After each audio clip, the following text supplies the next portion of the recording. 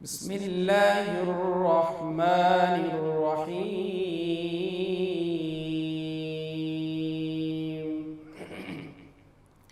یا ایہا الذین آمنوا اذکروا اللہ ذکرا کثیرا وسبحوه بكرة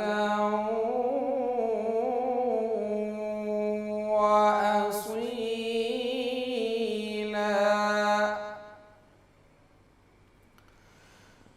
يا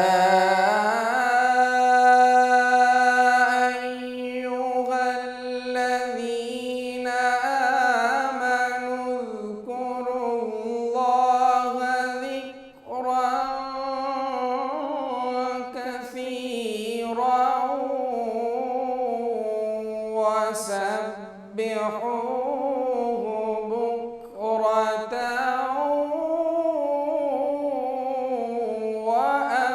وأصيلا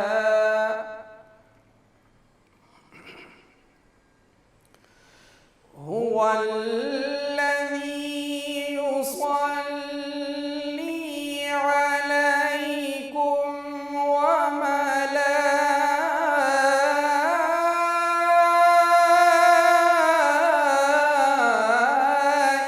وملائكته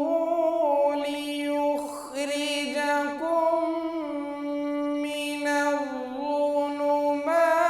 إلى النور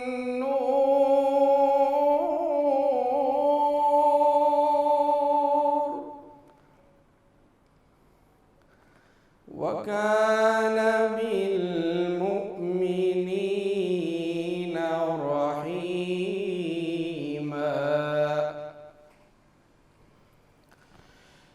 وكان بالمؤمنين رحيما تحيتهم يوم يلقونه سلام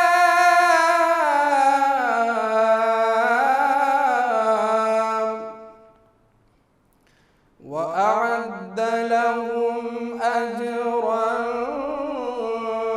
كريما وأعد لهم أجرا كريما صدق الله العظيم. جزاک اللہ سبحان اللہ. بہت ہی خوبصورت انداز میں تلاوت قرآن پاک فرمائی گئی ہے اور لاہور نیوز کی رمضان ٹرانسمیشن روح رمضان میں ایک مرتبہ پھر سے آپ سب لوگوں کو خوش آمدید کہتے ہیں اور میں ہوں آپ کی میزبان منیبہ آصف. اس امید اور اس دعا کے ساتھ کہ آپ لوگ اس وقت جہاں کہیں بھی ہوں گے خیریت سے ہوں گے, اپنا خیال رکھ رہے ہوں گے اور اپنے چاہنے والوں کا بھی خوب خیال رکھ رہے ہوں گے, اور آپ لوگوں کا رمضان کا مہینہ جو کہ چند دنوں کا ہی باقی رہ گیا ہے وہ بھی اچھا گزرا ہوگا. تو جناب ہمیں رمضان کی فضیلت سے روز کسی ایسے موضوع پر بات کرنے کا موقع ملتا ہے جو ہمیں اسلام کی مزید قریب کرتا ہے. روزانہ کی بنا پر ہم جب اسلامی تعلیمات اور تاریخ کو ڈسکس کرتے ہیں تو بہت سی چیزیں جو ہے وہ ہمارے لیے واضح ہو رہی ہوتی ہیں, کلیئر ہو رہی ہوتی ہیں. ہم اپنی زندگی بہتر طریقے سے گزارنے کے لیے ان واقعات اور ان تعلیمات سے اپنی زندگی کے لیے روشنی حاصل کر سکتے ہیں. جس طرح آپ صلی اللہ علیہ وآلہ وسلم کی زندگی ہمارے لیے مشعل راہ ہے, بالکل اسی طرح صحابہ کی زندگیاں بھی عظیم ترین واقعات سے بھری پڑی ہیں. ایک ایسا ہی واقعہ ہے جس سے یہ ثابت ہوتا ہے کہ ایک انسان کا ظرف کتنا بڑا ہو سکتا ہے یا وہ کتنے حسن اخلاق کا مالک بن سکتا ہے. حضرت علی کا زمانہ تھا اور آپ رضی تعالیٰ عنہ کی خلافت کو 5 سال ہونے والے تھے, اور فجر کے وقت آپ رضی تعالیٰ عنہ عموماً گھر سے نکلے اور لوگوں کو نماز کے لیے اٹھانے کے لیے مسجد کے دروازے سے اندر داخل ہوئے تو وہاں خارجی عبد الرحمن بن ملجم چھپا بیٹھا تھا. وہ حضرت علی رضی تعالیٰ عنہ کا انتظار کر رہا تھا وہاں پر کہ جیسے ہی آپ رضی تعالیٰ عنہ آئیں اور میں نعوذ باللہ ان کا قتل کر دوں. اور جیسے ہی آپ اندر داخل ہوتے ہیں مسجد میں, اس نے ایک تلوار کی مدد سے آپ پر سیدھا وار کر دیا جو آپ کی پیشانی کو چیرتا ہوا سر میں اتر گیا اور آپ کی داڑھی مبارک خون سے بھر گئی۔ مسجد میں لوگوں کی بھیڑ جمع ہو گئی اور لوگوں نے اس قاتل کو وہاں ہی پکڑ لیا۔ کچھ دیر بعد جب حضرت زینب رضی اللہ عنہا مسجد میں داخل ہوئیں تو وہ دیکھتے ہی رونے لگی کہ ہائے امیر المومنین، اور وہ خارجی کمبخت کہنے لگا کہ میں نے امیر المومنین کو نہیں بلکہ علی کو مارا ہے۔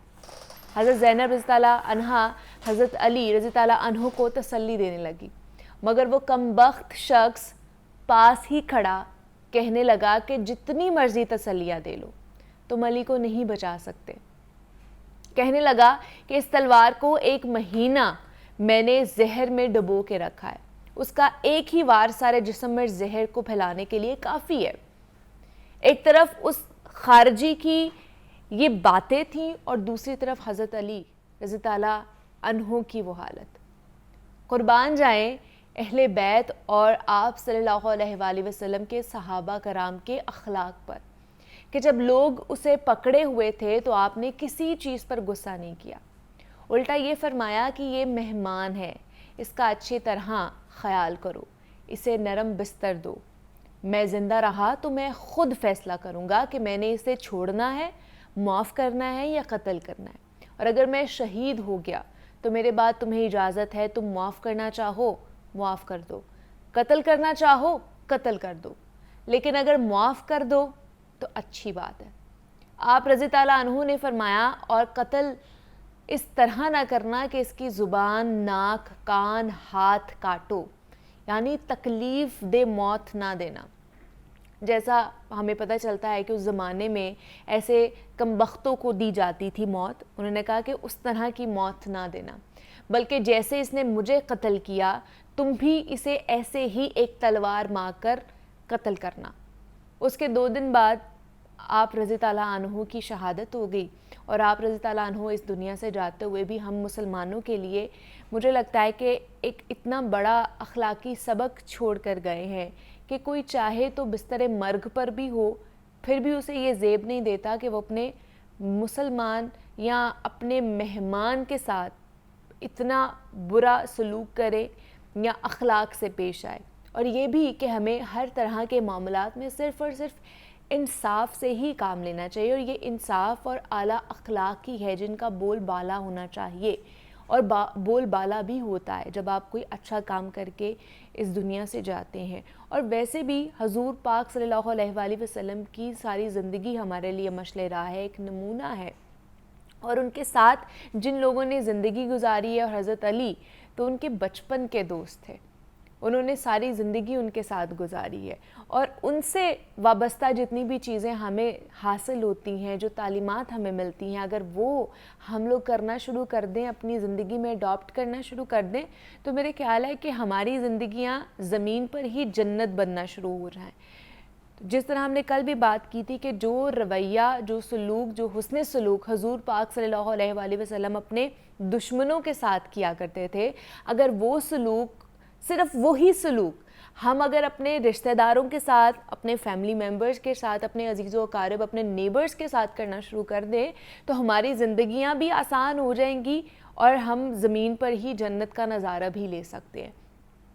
تو یہ چھوٹی چھوٹی چیزیں ہوتی ہیں کہ ہم نے اپنے آپ کو چینج کرنا ہوتا ہے۔ اخلاق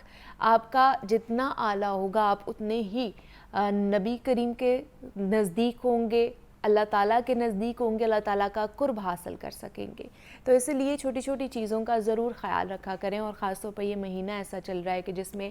آپ نے اپنی چیزوں کا تو خیال رکھنا ہے، ساتھ ساتھ دوسرے لوگوں کا بھی خیال رکھنا ہے۔ تو یہ آج کا پیغام تھا کہ اس سے کچھ نہ کچھ تو ضرور آپ لوگوں کو بھی اخذ ہوا ہوگا سبق۔ تو ابھی یہاں پر ایک چھوٹی سی بریک لینی ہے، لیکن بریک پر جانے سے پہلے اسٹوڈیو میں ہمارے ساتھ انا سکینہ نعت خوان موجود ہیں جو بہت ہی خوبصورت کلام ہمارے ساتھ شیئر کریں گے اور ہمیں سنائیں گی۔ جی انا۔ اے ختم رسل مکی مدنی، اے ختم رسل مکی مدنی، کونین میں تم سا کوئی نہیں، کوئی نہیں ہے نور مجسم تیرے سوا، ہے نور مجسم تیرے سوا، محبوب خدا کا کوئی نہیں، کوئی نہیں ہے ختم رسل مکی مدنی۔ یہ شان تمہاری ہے آقا، یہ شان تمہاری ہے آقا، تم عرش بری تک پہنچے ہو، یہ شان تمہاری ہے آقا، تم عرش بری تک پہنچے ہو، تم عرش بری تک پہنچے ہو، ذیشان نبی ہے سب لیکن ذیشان نبی ہے سب لیکن، معراج کا دولہا کوئی نہیں، کوئی نہیں ہے ختم رسل مکی مدنی۔ دل کس کو دکھائے چیر کے ہم، دل کس کو دکھائے چیر کے ہم، اسیاں کا مداوا کون کرے، دل کس کو دکھائے چیر کے ہم،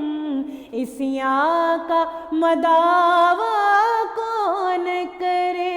اسیاں کا مداوا کون کرے، رحمت عالم تیرے سوا، اے رحمت عالم تیرے سوا، دکھیوں کا مسیحا کوئی نہیں، کوئی نہیں ہے ختم رسل مکی مدنی۔ اوصاف تو سب نے پائے ہیں، اوصاف تو سب نے پائے ہیں، پر حسن سراپا کوئی نہیں، پر حسن سراپا کوئی نہیں، آدم سے جناب عیسیٰ تک، آدم سے جناب عیسیٰ تک، سرکار کے جیسا کوئی نہیں، کوئی نہیں ہے ختم رسل مکی مدنی ہے ختم رسل مکی مدنی، کونین میں تم سا کوئی نہیں، کوئی نہیں ہے نور مجسم تیرے سوائے، نور مجسم تیرے سوا، محبوب خدا کا کوئی نہیں، کوئی نہیں ہے ختم رسل۔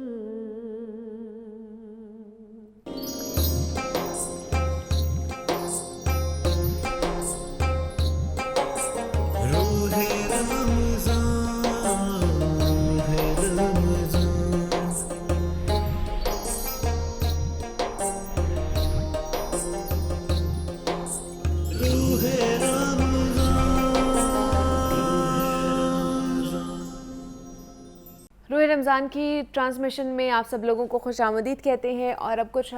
جناب صحت کے حوالے سے بات کرنی ہے، اور وہ بھی ہم نے آپ کی کہہ لیں کہ مینٹل ہیلتھ پر آج ہم نے خاص طور پر خصوصی آج کا سیگمنٹ رکھا ہے، کیونکہ رمضان چل رہا ہے اور رمضان میں بہت سے ایسے لوگ ہوتے ہیں جن کی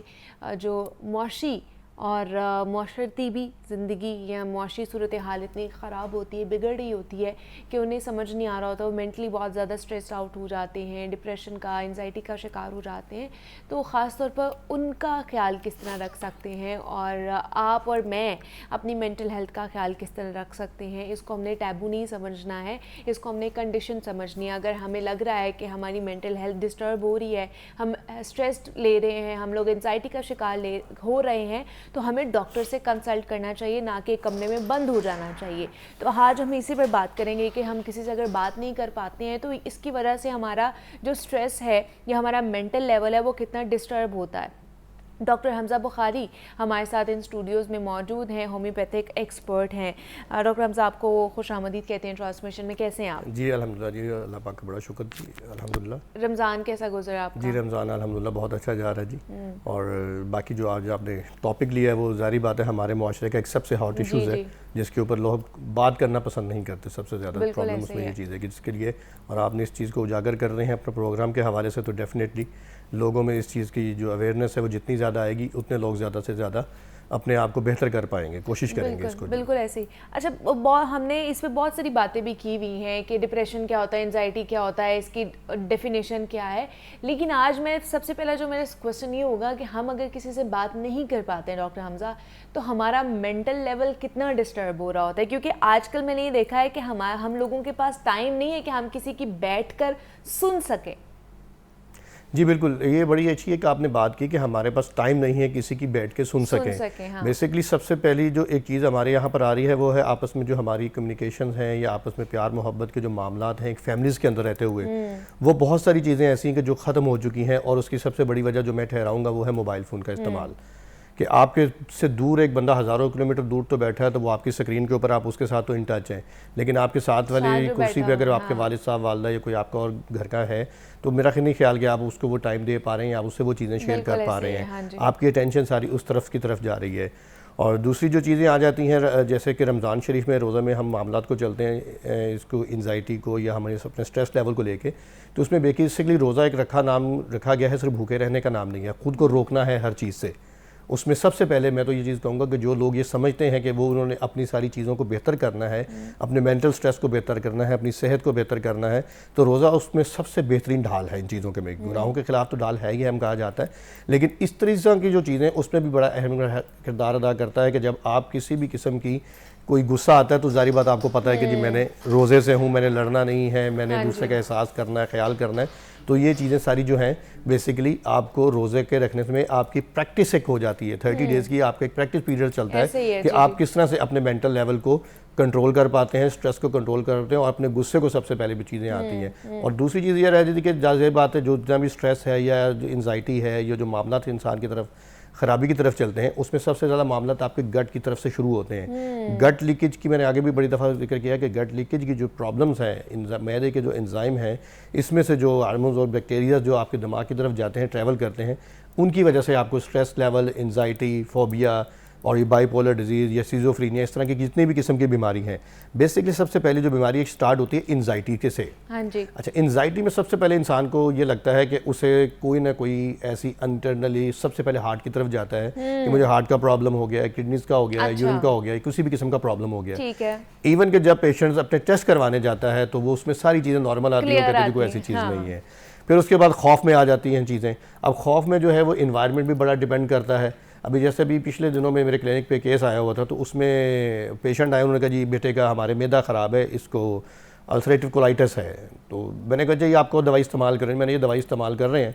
تو میں نے کہا جی ٹھیک ہے، آپ کو اگر آپ کو اس دوائی سے آرام ہے تو آپ کو میرے پاس آنے کا کوئی مقصد نہیں، آپ اسی دوائی کو کنٹینیو رکھیں، آپ ٹھیک ہو جائیں گے. لیکن انہوں نے کہا نہیں جی ہمیں مطمئن نہیں اس دوائی سے. تو یہ کہ میں نے کہا جی دیکھیں آپ میں جو چیزیں آپ کے بیٹے میں اور یہ چیزیں میں نظر آ رہی ہیں، اس میں مجھے یہ چیز نظر آ رہی ہے آپ کا جو بیٹا ہے یہ انزائٹی، سٹریس اور ڈپریشن تینوں چیزوں کا پیشنٹ ہے اور یہ اس کو اس چیز کی پرابلم ہے. تو بہرحال انہوں نے 2-3 منٹ خاموش رہ کے انہوں نے کہا جی بالکل آپ جو فرما رہے ہیں ایسے ہی ہے. اب جب بچے سے پیشنٹ سے بات چیت، یہ 27 سال کے جوان کی بات میں کر رہا ہوں آپ سے، جب اس سے بات چیت شروع کی تو اس نے تھوڑا کیونکہ اس کے والد صاحب اور والدہ بیٹھے ہوئے تھے تو وہ ہیزیٹیشن ہو رہی تھی. ڈیفینیٹلی میں نے ان کو چیزوں کو نوٹ کیا, میں نے کہا جی آپ باہر جائیں. تو جب ہم نے اس بچے سے اس کے معاملات پوچھے تو اس نے بتایا کہ میرے والد اور والدہ کی بہت زیادہ لڑائی ہوتی تھی بچپن میں, ایون کہ یہ ایک دوسرے کو مارتے تھے. اب اس چیز کا جو خوف ہے, فوبیا ہے, فیئر ہے, وہ اس کے دماغ میں اتنا زیادہ بیٹھا ہوا ہے کہ اس کو ہر ٹائم وہ بچہ یا تو کامتا رہتا ہے, یہ 27 سال کے جوان کی بات کر رہا ہوں کہ وہ کامتا ہے, یا اس کا خوف رہتا ہے کہ میرے ساتھ ایسے نہ ہو جائے یا میرے ساتھ ایسے نہ ہو جائے. تو جب اس کو سائیکالوجی طور پہ تھوڑا سا اس کو گائیڈ کیا گیا, اس کو بتایا گیا چیزوں اور پلس میڈیکیشن دی گئی, تو 7 سے 10 دن کے اندر اندر اس بچے میں وہ چیزیں نہیں موجود تھیں جو اس کے اندر ایک فیئر تھا, ایک نا امیدی تھی, ایک زندگی سے بیزار ہو چکا تھا کہ میں جینا نہیں چاہتا, یہ چیزیں خراب ہو رہی ہیں. وہ ساری چیزیں میں 100% تو نہیں 10 ڈیز میں ہو سکیں اس کی, لیکن 70-60% وہ چیزیں ساری الحمدللہ پازیٹیولی تھیں. ان تمام چیزوں کو اس نے اوور کم کر لیا صرف اور صرف وہ میڈیکیشن. جی میڈیکیشن سے, پلس اس کو بچے کو اور ان کے والدین کو جب تھراپی کی گئی کہ دیکھیں جی آپ لوگوں کے معاملات کی وجہ سے, آپ کو تو آج نہیں پتا لیکن جب بچے کل کو بڑے ہوتے ہیں تو موسٹلی جو چیزیں آتی ہیں وہ پیرنٹس کا ایٹیٹیوڈ, پیرنٹس کا جو اپنے بچوں کے سامنے لڑائی جھگڑے ہوتے ہیں, اس کی یہ چیزیں وجہ سامنے آتی ہیں کہ ہم اس چیزوں کو دیکھتے ہیں. ٹھیک ہے, تو آپ پھر صرف ڈاکٹر صاحب میڈیسنز دیتے ہیں یا ساتھ تھیراپی بھی ہوتی ہے, اور اگر میڈیسن دیتے ہیں تو کتنے ڈیز کی یا کتنے مہینے کی وہ میڈیسنز ہوتی ہیں؟ اچھا, اس میں ہر پیشنٹس کی جتنی بھی چیزیں جی اس کے اوپر ڈیپینڈ کرتا ہے کہ پیشنٹس آپ کا جو ہے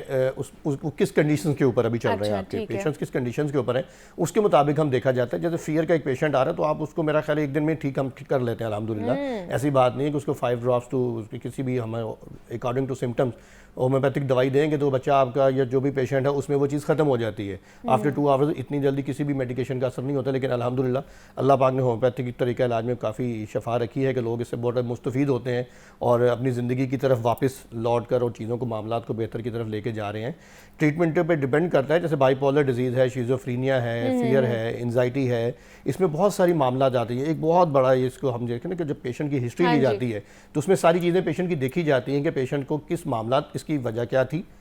اور اگر تو ایک پیشنٹ ہے اس کو, جیسے ایک لڑکا ہے اب بچہ ہے یا جو بھی ہے, اس کے پیرنٹس لڑ رہے ہیں ڈیفینیٹلی, اب اس کو وہ چیز کو انوائرمنٹ سے اگر وہ باہر نہیں نکل رہا, میں جتنی مرضی میڈیسن اس کو دیتا رہوں, ظاہری بات ہے اس کا وہ اثر تو نہیں ہوگا وقتی طور پر, تو وہ چیزیں اس کو بہتر کر سکتی ہیں, لیکن دوبارہ پھر وہی اس انوائرمنٹ میں جائے گا تو پھر وہ چیز نہیں ہے. اور پھر آپ والی وہی بات میں سیکنڈ کرتا ہوں کہ جب ہمارے یہاں پر لوگوں میں بات سننے کی اور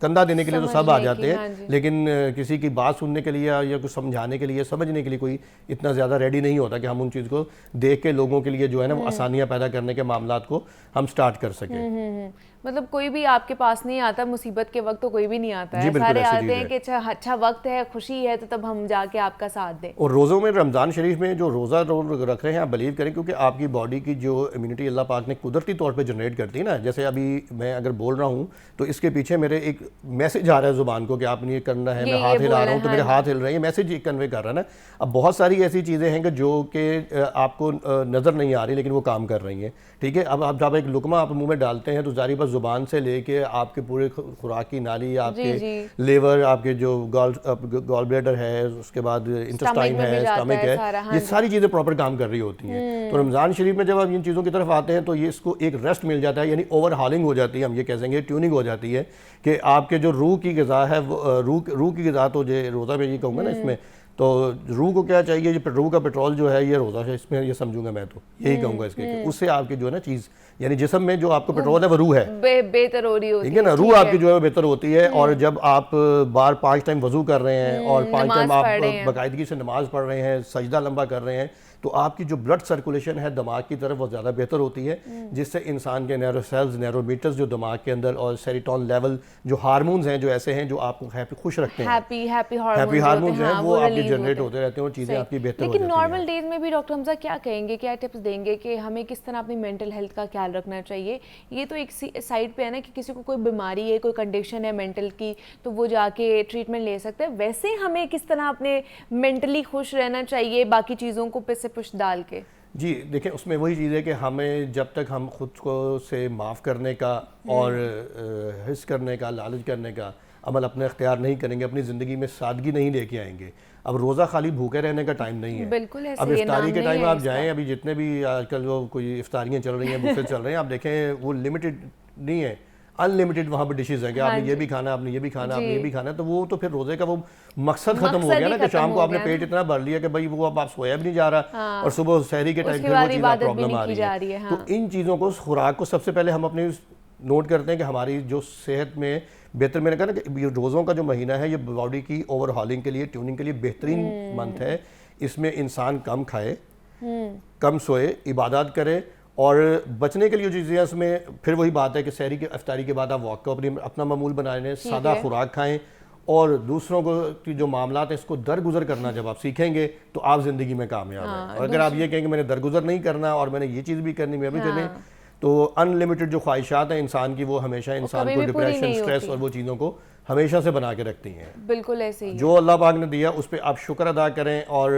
اس کا شکر ادا کرنا ہے تو وہی زندگی میں صبر شکر کے ساتھ زندگی میں آگے بڑھنا چاہیے. جو آپ کے پاس ہے اس کے اوپر شکر ادا کریں، اور جو آپ کے پاس نہیں ہے اس کے اوپر صبر کریں. اللہ پاک اور زیادہ اس سے بہتر جو ہے وہ نوازے گا. تو آج ہم نے مینٹل ہیلتھ کے اوپر بات کی ہے کہ کس طرح آپ نے اپنی مینٹل ہیلتھ کا خیال رکھنا ہے. ڈاکٹر حمزہ بخاری ہمارے ساتھ موجود ہے. ڈاکٹر صاحب بہت شکریہ آپ کے وقت ہے کہ آپ یہاں پر آئے. یہاں پہ ایک چھوٹی سی بریک لیتے ہیں اور ملتے ہیں اس بریک کے بعد.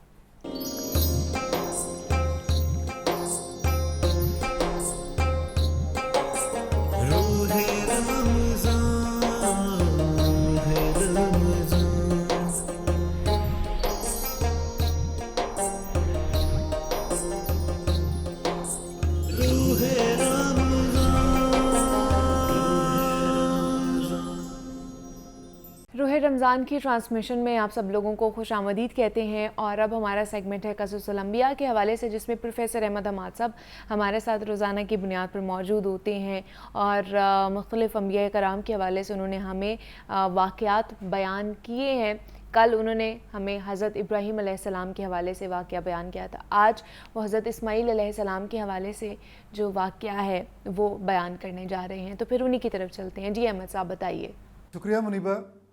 ہم نے سیدنا ابراہیم علیہ السلام کے سلسلے میں 2 پروگرامز آپ کی خدمت میں پیش کیے. آج اس سلسلے میں تیسرا پروگرام ہے، اور دراصل یہ سیدنا ابراہیم علیہ السلام کا اس میں کم تذکرہ ہوگا، اور سیدنا اسماعیل علیہ السلام کے بارے میں زیادہ ہم بات کریں گے. یہ فیضان نظر تھا یا کہ مکتب کی کرامت تھی،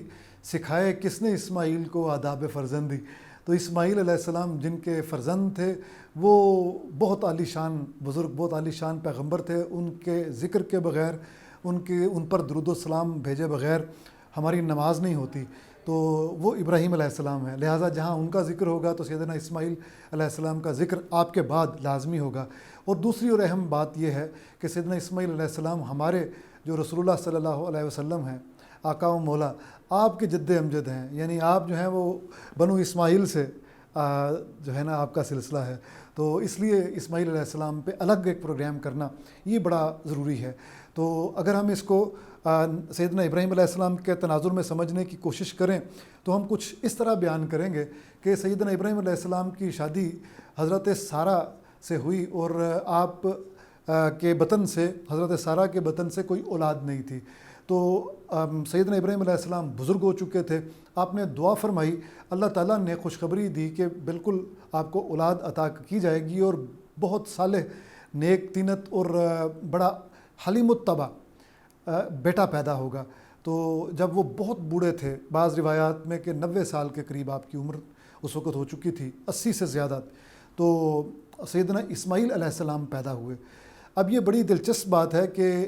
سارہ جو تھیں وہ آپ کے بطن سے، تو جب اولاد نہیں ہوئی تو آپ نے خود پھر یہ کہا کہ اچھا پھر آپ دوسری شادی کر لیں، اور یہ میری باندی ہیں، لونڈی ہیں سیدہ ہاجرہ، تو آپ ان سے شادی کر لیں. تو خود شادی کروا کے، تو اس کے بعد پھر روایات میں آتا ہے، اور یہ بات قرآن حکیم میں ایسا اس طرح سے درج نہیں ہے، کہ سیدہ سارہ نے دیکھا کہ جب برابر کی، یعنی کہ وہ بھی بیوی ہیں، وہ بھی بیوی ہیں، مقام و مرتبہ برابر ہو گیا، تو سیدہ سارہ کے دل میں یہ گمان گزرا کہ اب یہ میری برابری کرتی ہیں. لہٰذا آپ نے یہ اس بات کو محسوس کیا اور سیدنا ابراہیم علیہ السلام سے ذکر کیا کہ دیکھیں یہ صورتحال ہے کہ جو ہے آپ یہ میری اس طرح یہ میرا تعلق تھا ان کے ساتھ، تو اب یہ اس طرح سے وہ سمجھتی ہیں. تو سیدنا ابراہیم علیہ السلام نے اس مسئلے کا حل بھی پیش کیا. بہرحال وہ روایت لمبی ہے تو ہم اس سے فی الحال وہ ذکر نہیں کرتے. ہم اس طرف آتے ہیں کہ جب سیدہ ہاجرہ کے بطن سے سیدنا اسماعیل علیہ السلام پیدا ہوئے تو اس کے بعد سیدہ سارہ کو یہ زیادہ محسوس ہونا شروع ہو گیا کہ اب میری تو اولاد بھی نہیں تھی, تو یہ ہاجرہ جو ہیں یہ زیادہ ان میں وہ آ گیا ہے کہ مجھے ایک تفوق حاصل ہو گیا ہے اب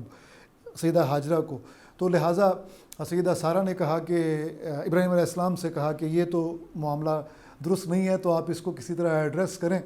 تو آپ نے کہا کہ جیسے آپ کہیں گی تو میں ویسے کر لوں گا. تو پھر انہوں نے کہا کہ اس کو گھر سے لے جائیں, بیٹے کو اور اس کو بیوی کو گھر سے لے جائیں. تو پھر اللہ تعالیٰ کے حکم سے یہ مکہ میں جہاں وہ بے آب و گیا تھا وہاں پہ چھوڑ آئے. اور کہتے ہیں کہ جب واپس آنے لگے تو سیدہ ہاجرہ نے پوچھا کہ یہاں پہ آپ ہمیں کس کے سہارے چھوڑ کے جا رہے ہیں, تو آپ نے جواب نہیں دیا.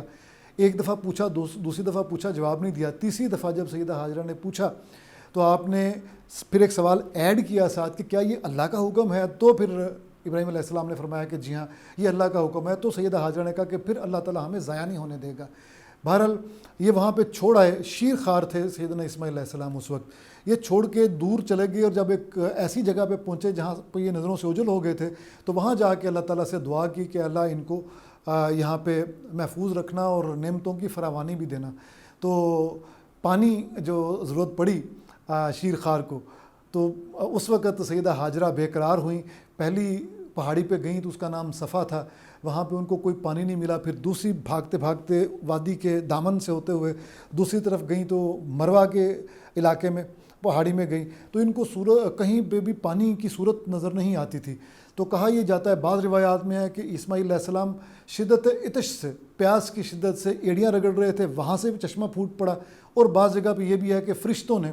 ایک چشمہ جو ہے نا وہ وہاں پہ پیدا کیا اللہ کے حکم سے. تو بہرحال آپ نے دیکھا سیدہ ہاجرہ نے کہ چشمہ پھوٹ پڑا ہے تو بہت خوش ہوئیں اور وہاں اس کو انسرکل کر دیا, روک دیا, یعنی پانی زم زم کر دیا, روک دیا. اور بعض یہ کہتے ہیں کہ آپ نے حکم دیا حوض کو کہ پانی ابلنا بند ہو, تو اس حکم میں آپ نے زمزم کہا, تو لہٰذا وہ جو کنواں تھا یا چشمہ تھا اس کو بئر زمزم کہا گیا کہ یہ وہ بئر ہے, یہ کنواں ہے جس کے پانی کو روکا گیا. تو یہ دونوں روایات ہیں. بہرحال پانی وہاں سے لے کے آپ نے سیدنا اسماعیل علیہ السلام کو بھی پلایا. اس طرح وہ والا وقت کٹا. تو بنی جو ہے جرہم اس کا قبیلہ وہاں سے گزر رہا تھا تو انہوں نے دیکھا کہ یہاں پہ پانی ہے. تو سیدہ ہاجرہ سے اجازت طلب فرمائی کہ کیا ہم یہاں رک سکتے ہیں؟ تو آپ نے فرمایا آپ بالکل رک سکتے ہیں, لیکن اس پانی کا تصرف جو ہے نا وہ ہمارے پاس رہے گا, ہم اس کے مالک رہیں گے. انہوں نے مان لیا. اس طرح وہاں پہ آہستہ آہستہ لوگ بسنا شروع ہوئے اور مکہ کے پہلے مکین یہی تھے. سیدنا اسماعیل علیہ السلام نے انہی سے عربی سیکھی کہا ہی جاتا ہے. اور یہاں پہ چلتے چلتے عرض کرتا چلوں کہ عربوں کی 3 قسمیں, عرب بائدہ, عرب عربہ اور عرب مستعربہ. تو عرب بائدہ جو ہیں وہ سیدنا ابراہیم علیہ السلام سے پہلے کے قوم عاد اور قوم سمود وہ عرب بائدہ تھے. عرب عربہ جو تھے وہ یمن سے آئے تھے اور یمن کا بند ٹوٹنے کے بعد, اور وہ یہاں پہ ان علاقوں میں آ کے بس گئے تھے. یہ جو مستعربہ ہیں یہ بنی اسماعیل ہیں. تو اسماعیل علیہ السلام کے ساتھ جو بڑھے یہ سارے مستعربہ ہیں. نبی کریم صلی اللہ علیہ وسلم آپ انہی میں سے تھے. تو بہرحال اسماعیل علیہ السلام بڑے ہوئے تو ابراہیم علیہ السلام اکثر ملنے آتے تھے. تو ایک دفعہ آئے تو آپ گھر میں نہیں تھے, بیگم تھی آپ کی. تو پوچھا کہ کہاں ہیں؟ تو پوچھنے پہ جواب ملا کہ وہ باہر روزی روٹی کی تلاش میں گئے ہیں. تو سیدنا ابراہیم علیہ السلام نے فردر یہ استفسار فرمایا کہ کیسی گزر رہی ہے؟ تو زوجہ محترمہ جو اسماعیل علیہ السلام کی تھی انہوں نے کہا کہ بہت بری, بڑی مشکل سے. تو آپ نے کہا کہ اچھا میرا اسماعیل کو پیغام دینا کہ اپنے گھر کی چوکھٹ بدل لو. تو جب واپس آئے اسماعیل علیہ السلام تو آپ نے پوچھا کہ کوئی آیا تھا؟ انہوں نے کہا جی بالکل ایک بزرگ تھے, انہوں نے یہ پوچھا اور ساتھ آپ کے لیے یہ میسج بھی دیا. تو انہوں نے کہا کہ اس کا مطلب ہے کہ میں آپ کو چھوڑ کے دوسری شادی کر لوں. تو آپ نے چھوڑ دیا, دوسری شادی کر لی. پھر اتفاق سے سیدنا ابراہیم علیہ السلام تشریف لائے پتہ کرنے کے لیے بیٹے کا. تو اس دفعہ جو دوسری بیوی تھی اس نے کہا اللہ کا شکر ہے, ہم گوشت کھاتے ہیں, ہم پانی پیتے ہیں اور اللہ کا احسان ہے بڑا. تو پھر انہوں نے کہا کہ آپ انہیں کہیں کہ چوکھٹ اپنی برقرار رکھیں. تو اس طرح یہ میسج جب سیدنا اسماعیل علیہ السلام کو پہنچا تو آپ سمجھ گئے اور آپ نے اپنی بیگم کو, زوجہ محترمہ کو بھی یہ بتایا. بہرحال اس دوران میں ایک واقعہ ہوا کہ جب آپ 13-14 سال کے تھے تو آپ کو خواب آ رہا تھا سیدنا ابراہیم علیہ السلام کو 3 بار خواب آیا. آپ نے اپنے بیٹے سے ذکر کیا اور کہا کہ بھائی یہ خواب آتا ہے اور یہ قرآن حکیم کا واقعہ ہے, یہ خواب آتا ہے مجھے کہ اللہ نے فرمایا کہ اپنی قیمتی ترین چیز جو ہے نا وہ ذبح کرو, تو آپ کی طرف اشارہ ہے. تو اسماعیل علیہ السلام یہ وہ والا واقعہ ہے جس پر سکھایا کس نے اسماعیل کو آداب فرزندی, علامہ اقبال نے کہا تھا. اسماعیل علیہ السلام نے فوراً فرمایا اللہ کا حکم ہے, آپ وہ حکم پورا کیجئے, میں حاضر ہوں. تو اس طرح پھر وہ لے کے گئے اور پیشانی کے بل لٹایا, ماتھا زمین کی طرف تھا, تاکہ یہ اس میں یہ بھی کہتے ہیں کچھ لوگ کہ یہ حکمت تھی کہ بیٹے کی شکل دیکھ کے میرے دل میں وہ نہ آ جائے رحم. جیسے کہ میں نے عرض کیا تھا کہ سیدنا ابراہیم علیہ السلام کی زندگی آزمائشوں سے بھری پڑی ہے, تو بڑھاپے کی اولاد جس میں امنگیں ہیں, امیدیں ہیں, آرزویں ہیں, ان کو ذبح کرنے کا حکم آ گیا. تو جب یہ حکم آیا تو اللہ تعالیٰ کا حکم تھا, تو آپ نے اس میں عمل کیا اور اس میں سیدنا اسماعیل علیہ السلام نے بھی پورا ساتھ دیا. بہرحال وہ جب ذبح کرنے لگے تو دمبا آ گیا جنت سے اور آپ بچ گئے. اس دوران میں شیطان نے وسوسہ ڈالنے کی کوشش کی, اور شیطان نے سیدہ ہاجرہ کے دل میں بھی وسوسہ ڈالنے کی کوشش کی گھر میں. تو اسماعیل علیہ السلام نے جب ذکر کیا تو آپ نے ابراہیم علیہ السلام سے, اپنے والد سے, تو آپ نے کہا کہ اس کو پتھر مارو. تو وہ جو مینا کے پتھر ہیں جہاں پہ ہم حج میں جاتے ہیں پتھر مارتے ہیں, تو یہ اسی کی سنت کو پورا کرتے ہیں. اور جو ذبح والا واقعہ ہے اس میں یہ ہے کہ ہم قربانی کرتے ہیں. آخری بات آج کے دن کی یہ کہ اسماعیل علیہ السلام کو ساتھ لیا سیدنا ابراہیم علیہ السلام نے, اور یہ کہا کہ مجھے اللہ تعالیٰ کا حکم ہے کہ یہاں پہ بیت اللہ بنایا جائے, تو تم پتھر اٹھا کے لیتے آؤ اور میں پتھر جوڑ کے اللہ کا گھر بناؤں گا. تو اس طرح پتھر وہ لے کے آتے تھے اور یہ جوڑتے تھے, اور اس طرح پہلا جو ہے نا بیت اللہ یہاں پہ تعمیر ہوا. اور سیدنا ابراہیم علیہ السلام نے دعا کی کہ دنیا کے لوگوں کا اس طرف جو ہے نا وہ چہرہ موڑ دے, اور دیکھیے کہ ہم قربانی کرتے ہیں تو آپ کی یاد میں, اور اگر ہم حج میں جاتے ہیں تو پتھر مارنے کے بغیر حج پورا نہیں ہوتا, اور اگر ہم بڑی عید مناتے ہیں تو بھی, اور حج طواف کے بغیر ممکن نہیں ہے. تو یہ سب کچھ گویا ہمارا جو دین ہے, ہماری جو عبادتیں ہیں وہ سیدنا ابراہیم علیہ السلام کے گرد گھومتی ہیں اور سیدنا اسماعیل علیہ السلام کے گرد گھومتی ہیں زیادہ تر. تو ناظرین یہ واقعات تھے ان عظیم الشان پیغمبروں کے. اس کے بعد ہم انشاءاللہ سیدنا اسحاق کے بارے میں بات کریں گے, اور آگے پھر نبی کریم صلی اللہ علیہ وسلم کے تک جتنے بھی بزرگ ہیں ان کی بات کریں گے, اور کل انشاءاللہ ہم حضرت لوط علیہ السلام کی بات کریں گے جو بھتیجے تھے سیدنا ابراہیم علیہ السلام کے. ٹھیک ہے, پروفیسر احمد حماد صاحب ہمارے ساتھ موجود تھے, اور حضرت اسماعیل علیہ السلام کے حوالے سے آج کا واقعہ انہوں نے بڑی ہی خوبصورتی کے ساتھ بیان کیا ہے. پروفیسر صاحب آپ کا بہت شکریہ. یہاں پہ ایک چھوٹی سی بریک لیتے ہیں اور ملتے ہیں اس بریک کے بعد.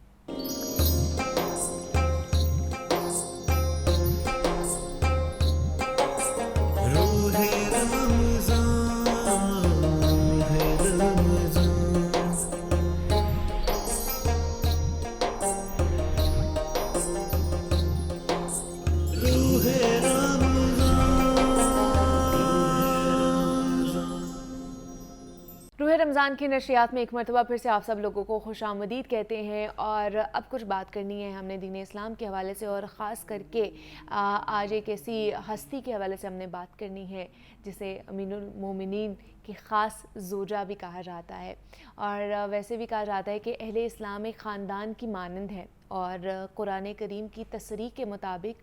آپ صلی اللہ علیہ وآلہ وسلم کی ازواج مطہرات روحانی مائیں ہیں, اور اہل اسلام کی ان عظیم ماؤں نے اپنے اقوال و افعال, عمدہ اخلاق اور اعلیٰ کردار سے امت کی تربیت کی ہے.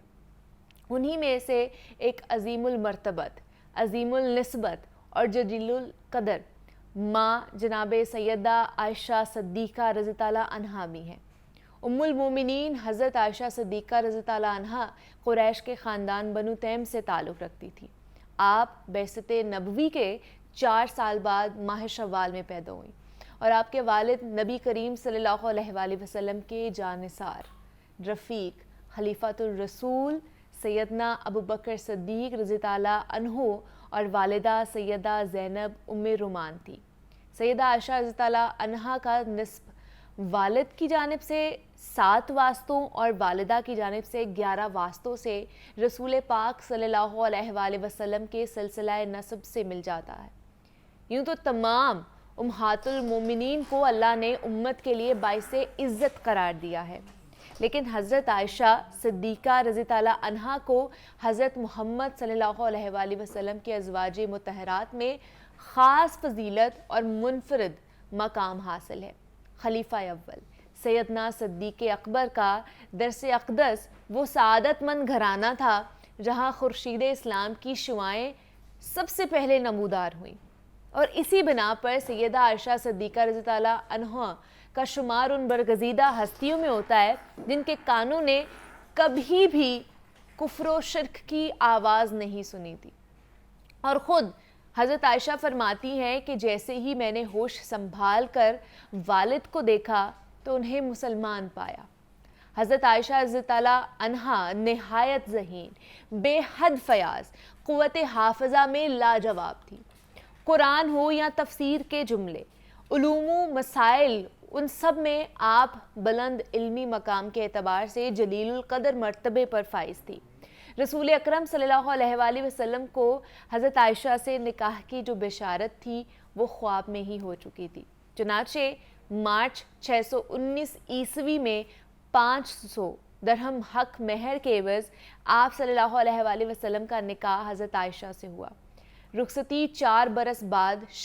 شوال ہی کے مہینے کے مطابق 1 ہجری یعنی کہ اپریل 623 ہجری میں ہوئی۔ نبی کریم صلی اللہ علیہ وآلہ وسلم اور حضرت عائشہ کی یہ پرخلوص رفاقت زندگی کے جہاں عمومی مقاصد اور اساس دین کی تعمیر میں بہت اہمیت کے حامل ہیں، وہیں ملت اسلامیہ کے لیے بھی ایک مثال ہے۔ ام المومنین حضرت عائشہ بلند اخلاق کی پیکر تھیں۔ آپ کی مبارک زندگی عفت و حیا، علمی کمال اور فراست سے مزین تھی، اور سب سے بڑھ کر یہ کہ آپ مزاج شناس رسول تھیں۔ انہیں آپ صلی اللہ علیہ وآلہ وسلم سے والہانہ محبت تھی۔ قرآن کریم کی پہلی حافظہ کا اعزاز ہونے کے ساتھ ساتھ جمع قرآن کے سلسلے میں بھی فوقیت حاصل ہے۔ محدثین میں بھی حضرت عائشہ صدیقہ رضی تعالیٰ عنہا کا علمی مقام و مرتبہ بہت بلند تھا۔ بعض محرخین کا قول ہے کہ احکام شریعہ کا 1/4 حصہ حضرت عائشہ صدیقہ رضی تعالیٰ عنہا سے منقول ہے۔ رحمت للعالمین صلی اللہ علیہ وآلہ وسلم نے فرمایا کہ مردوں میں تو بہت سے لوگ کامل ہوئے، لیکن عورتوں میں کوئی کامل نہ گزرا سوائے مریم بنت عمران اور آسیہ زوجہ فرعون اور عائشہ کے، اور حضرت عائشہ کو تمام عورتوں پر ایسی فضیلت حاصل ہے۔ حضرت عائشہ کا شمار علم و حکمت میں بلند مقام رکھنے والے صحابہ میں ہوتا ہے، جن میں ان کا مرتبہ اتنا بلند ہے کہ ان کا نام حضرت عمر، حضرت علی، حضرت عبداللہ مسعود اور حضرت عبداللہ بن عباس کے ساتھ لیا جا سکتا ہے۔ اور آج ہم حضرت عائشہ رضی اللہ عنہ کے حوالے سے ہی بات کریں گے، ان کی زندگی کا احاطہ کرنے کی کوشش کریں گے، لیکن یہاں پہ ایک بریک لینی ہے، افطاری کا وقت ہو چکا ہے۔ بریک پر جانے سے پہلے آپ نعت رسول مقبول ہے وہ سنتے جائیے۔ میری الفت مدینے سے یوں ہی نہیں، میرے آقا کا روضہ مدینے میں ہے، میں مدینے کی جانب نہ کیسے کھینچوں، میرا جینا مرنا مدینے میں ہے۔ عرش اعظم سے جس کی بڑی شان ہے،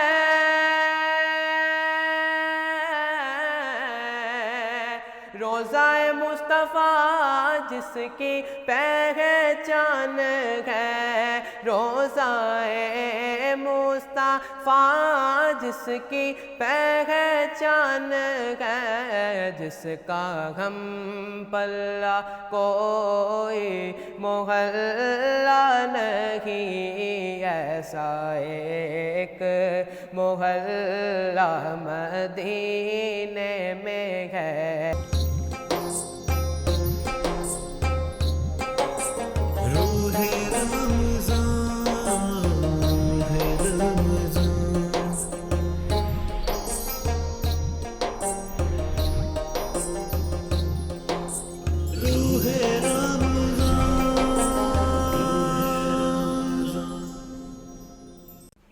رمضان کی ٹرانسمیشن میں آپ سب لوگوں کو ایک مرتبہ پھر سے خوش آمدید کہتے ہیں جناب. افطاری کر کے ہم سب لوگ آ چکے ہیں, اور افطاری پر جانے سے پہلے جس طرح ہم بات کر رہے تھے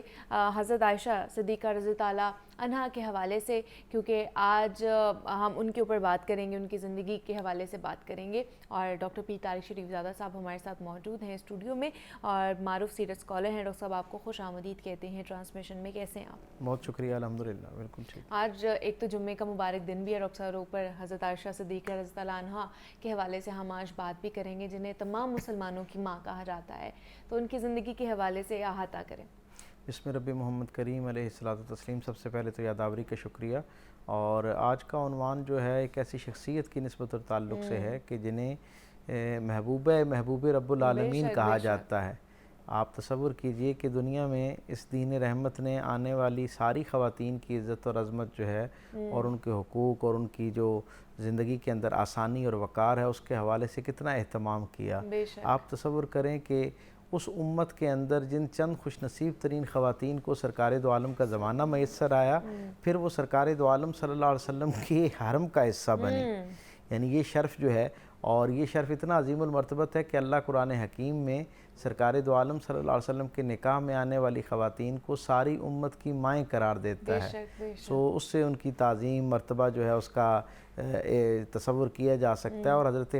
ام المومنین حضرت عائشہ صدیقہ, جنہیں صدیقہ بنت صدیق بھی کہا جاتا ہے, ان کا تو مقام اور مرتبہ اس انداز سے بالکل منفرد اور مختلف ہے کہ آپ حضور کی ساری ازواج میں اکلوتی زوجہ ہیں جو غیر منکوحہ تھیں, یعنی جن کا پہلا نکاح ہی سرکار دو عالم صلی اللہ علیہ وسلم کے ساتھ ہوا, اور پھر حضور کے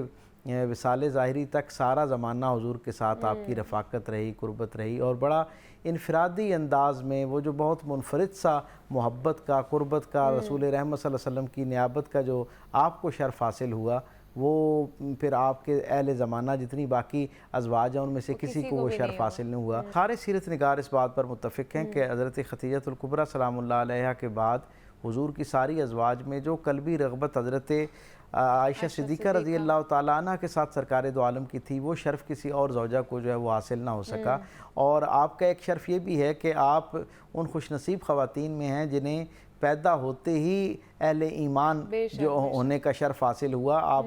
بعثت کی جیسے آپ نے بھی بتایا کہ 4 برس پہلے, روایات میں آتا ہے 4 یا 5 برس پہلے جو ہے وہ آپ کی پیدائش ہوتی ہے, اور آپ خود بیان کرتی ہیں کہ میں نے جب ہوش سنبھالا تو میں نے اپنے والد کو اپنے رب کی تسبیح اور تمجید جو ہے وہ بیان کرتے ہوئے سننا ہے, ان کی تمہید کا, ان کی شان بیان کرتے ہوئے سننا ہے, اللہ کو اس کی خالص توحید کے ساتھ پکارتے ہوئے سننا ہے. یعنی اس کا مطلب یہ ہے کہ میری اولین یادداشتیں جو ہیں وہ بھی دین رحمت کے ساتھ وابستگی میں ہیں, اور وہ کہتی ہیں کہ میرا یہ شرف ہے کہ جب میری ہوش کی آنکھ کھلی تو میں نے سرکار دو عالم صلی اللہ علیہ وسلم کو بطور نبی جو ہے اپنی زندگی میں ان کا پہلا تعارف پایا. اور پھر میرے والد گرامی کے ساتھ جو رسول اللہ صلی اللہ علیہ وسلم کا قرب تھا وہ یقیناً ایک بہت ہی منفرد عمل تھا. اور پھر حضرت ابوبکر صدیق رضی اللہ تعالیٰ عنہ کی جو سرکار دو عالم صلی اللہ علیہ وسلم کے ساتھ ایک والہانہ محبت اور والہانہ وابستگی تھی, وہ حضرت عائشہ صدیقہ رضی اللہ تعالیٰ عنہ اور حضرت ابوبکر صدیق کے باقی جملہ جو اہل خاندان ہیں ان سب کے مزاج میں بھی ہمیں وہ محبت, وہ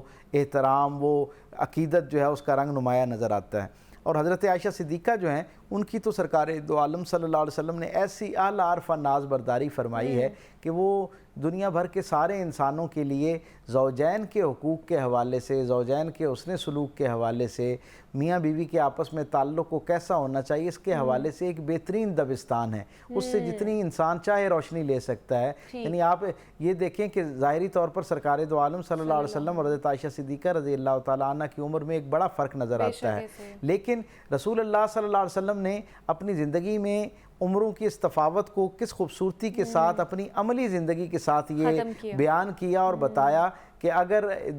قلبی رغبت موجود ہو اور آپ اپنے رشتوں کے حقوق اور فرائض سے آگاہ ہوں اور آپ ایک دوسرے کو خوش رکھنا چاہیں تو حضرت خدیجہ الکبریٰ سلام اللہ علیہ جیسی عمر سے بڑی خاتون جو ہیں ان کے ساتھ بھی آپ حسن معاملت کے ساتھ زندگی گزار سکتے ہیں، اور حضرت عائشہ صدیقہ رضی اللہ تعالیٰ عنہ جیسی نسبتاً عمر میں کم خاتون جو ہیں ان کے ساتھ بھی آپ حسن سلوک کر سکتے ہیں۔ یعنی حضور نے تو اس انداز میں آپ کی ناز برداری فرمائی کہ حضور کے زمانے میں بڑے آپ خورے ہوا کرتے تھے، بڑے پیالے ہوتے تھے جن میں پانی پیا جاتا، تو حضرت عائشہ صدیقہ رضی اللہ تعالیٰ عنہ جہاں سے پانی پیا کرتی، سرکار دو عالم صلی اللہ علیہ وسلم انہی جگہ اسی مقام پر اپنے ہونٹ رکھ کر پانی پیا کرتے۔ اور ایک حضور نے تو ایسی ناز برداری آپ کی فرمائی، عربوں کے ہاں بڑی بوٹی جو ہے نا گوشت کی وہ کھانے کا رواج تھا۔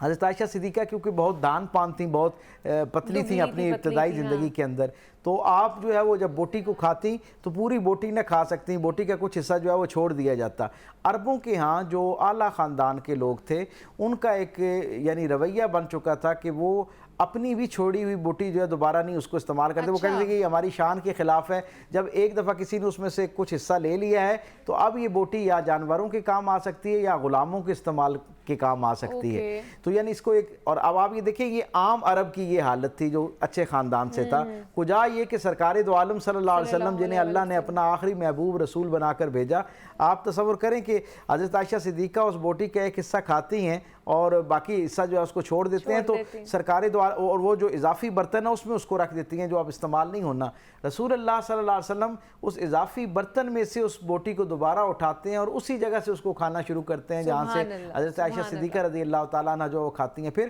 حضور نے ایسی ان کی دلجوئی فرمائی، وہ کہتی ہیں کہ میرا یہ شرف ہے کہ جتنے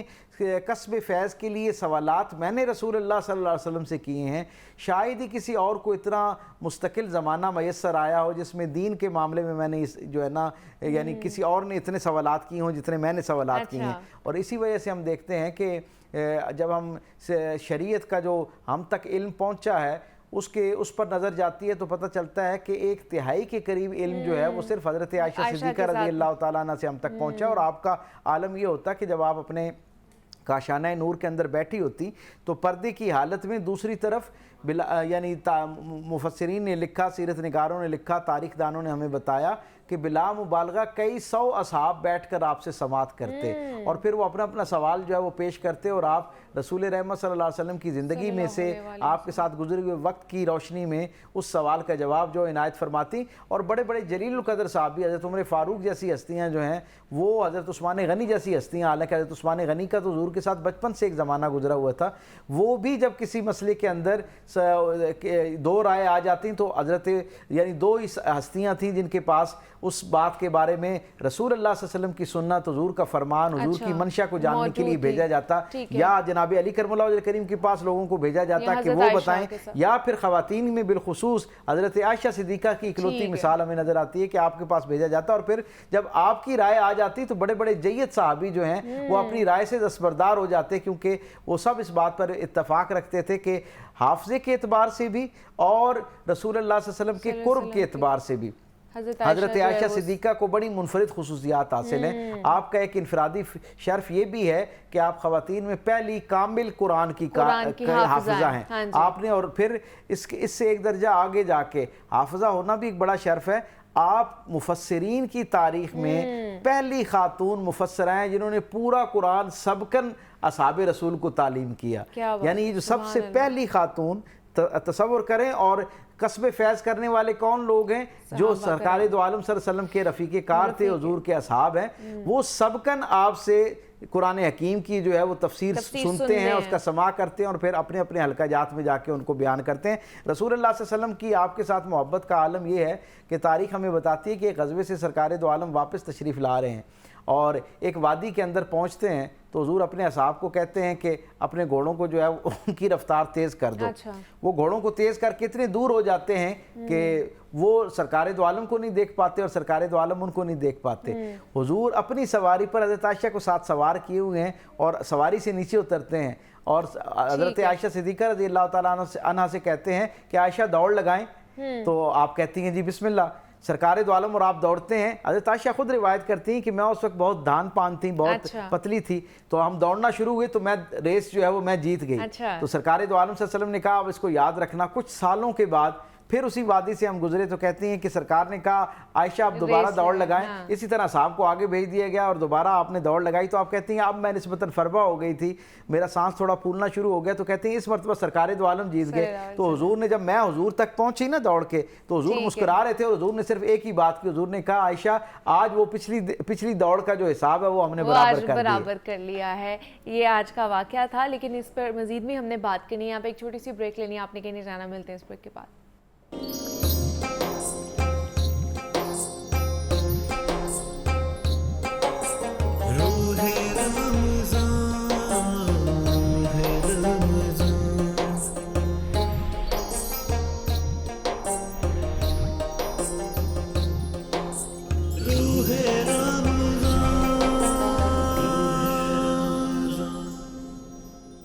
روح رمضان کی ٹرانسمیشن میں آپ سب لوگوں کو ایک مرتبہ پھر سے خوش آمدید کہتے ہیں۔ ڈاکٹر صاحب ہمارے ساتھ موجود ہیں اور حضرت عائشہ صدیقہ رضی اللہ عنہا کے حوالے سے ہم بات کر رہے ہیں۔ ڈاکٹر صاحب اگر آج کی خواتین کے حوالے سے اگر بات کر لی جائے تو کیا ہمیں سبق ملتا ہے حضرت عائشہ کی زندگی سے؟ حضرت عائشہ صدیقہ سرکار دو عالم صلی اللہ علیہ وسلم کے ساتھ ایک والہانہ غیر مشروط محبت کا استعارہ ہے۔ بے شک۔ تو آپ کی زندگی سے سب سے پہلا جو پیغام ہم تک پہنچتا ہے، ہمارے زمانے کی خواتین تک پہنچتا ہے، وہ رسول اللہ صلی اللہ علیہ وسلم کے ساتھ قربت ہے، حضور کی محبت ہے، اور پھر اس سے ایک درجہ آگے جا کے سرکار دو عالم صلی اللہ علیہ وسلم کی اطاعت، یعنی آپ کی زندگی جو ہے جب اس کا احوال ہم پڑھتے ہیں تو یہ دیکھتے ہیں کہ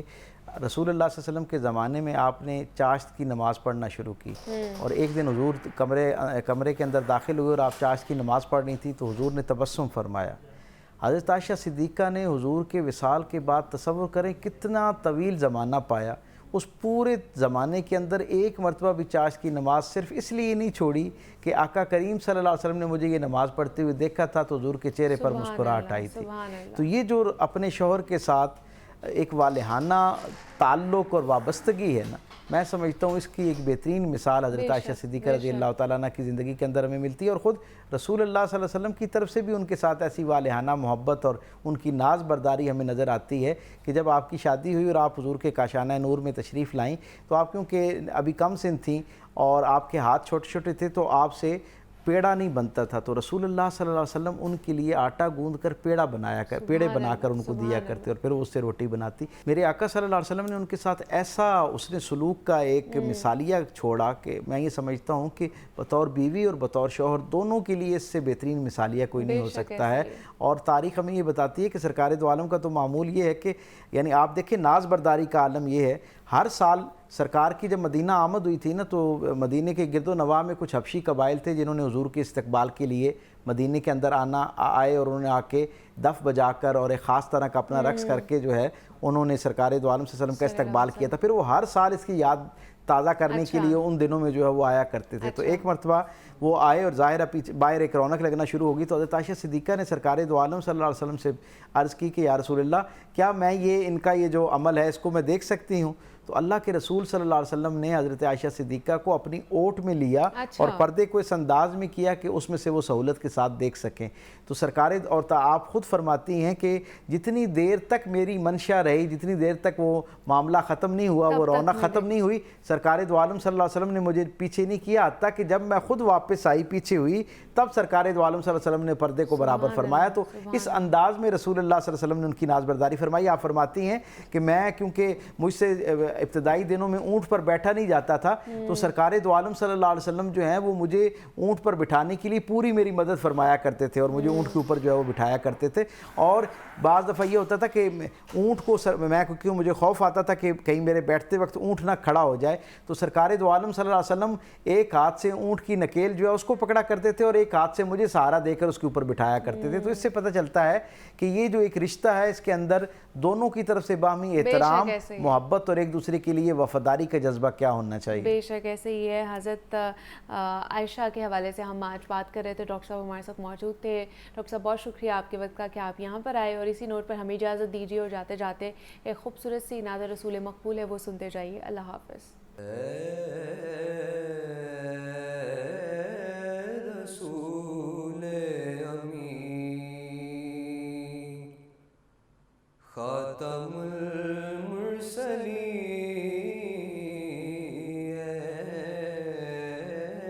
رسول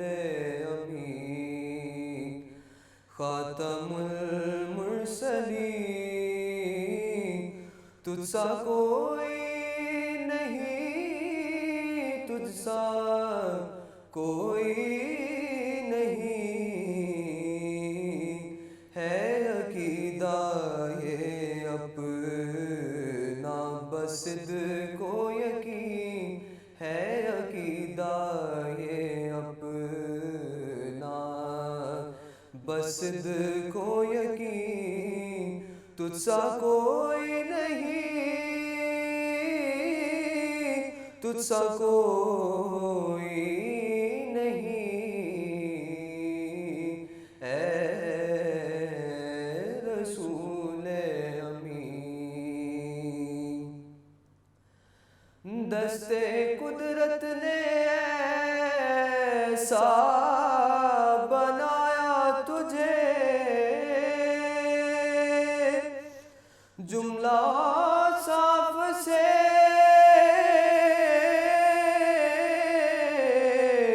خود سجایا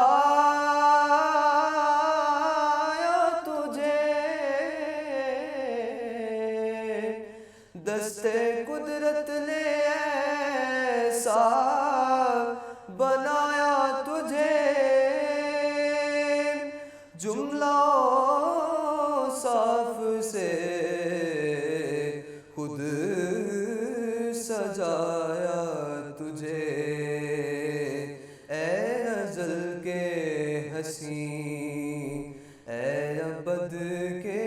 حسین، تجھ سا کوئی نہیں،